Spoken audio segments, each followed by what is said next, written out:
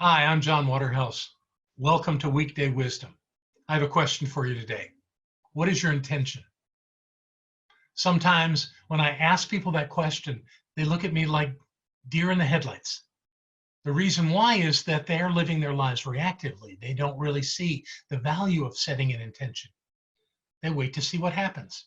And when they do not get what they want. Ernest Holmes says that intention is the willingness to hold thought centered until the form appears. Think about that. The willingness to hold thought centered until form appears. So we state our intention. And we only state it to ourselves. It doesn't matter who else we say it to. But if we say it to ourselves and we know that it is true for us, then spiritual law will take that and create a vehicle and a direction, a way for us to achieve, to accomplish, and to have what it is that we've set an intention for. Intention is all about acting consciously, knowing what we're doing and where we're going. When we have intention, we recognize the importance and the value of our actions. I like to say that intention is our spiritual compass because it does give us direction. We use it to create the results that we desire in our lives. Intention is to life what a laser beam is to light, because light goes off in all directions, but a laser beam focuses specifically on what it is pointed at. So use intention like a laser beam. It's the process of choosing where you're going in your life. Now, I've seen people use this power of intention over and over to overcome illness, to create relationships, to be at peace, to have the life that they're choosing to have. We have a member at our center who was recently diagnosed with a disease and was very concerned about this. And I asked her when she called and we talked about who she had in her life that she could use as a model to move through this. And she spoke about an aunt, a feisty aunt that lived to the age of 90.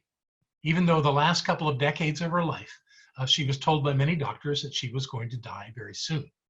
And she absolutely dismissed those ideas and said, I will not go when you choose for me to go. I will be here until I choose to leave.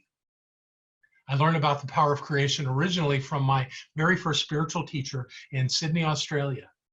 His words were, hold your thought still until you can see the result with your own eyes. Hold it still. And that's the idea of intention, is that we know that thing is going to happen in our lives. It is our intention to have that outcome. And when we do, our lives are often improved dramatically.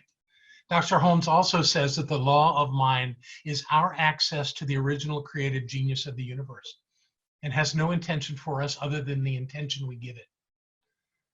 So how are you using the gift of intention in your life? What is your intention with what's going on in your life right now? If you say something like, wow, I don't know, I'm just going to wait and see what happens, then you're being reactive. You're waiting to react to something that is going to happen rather than setting in motion the actions that will create that outcome that you desire.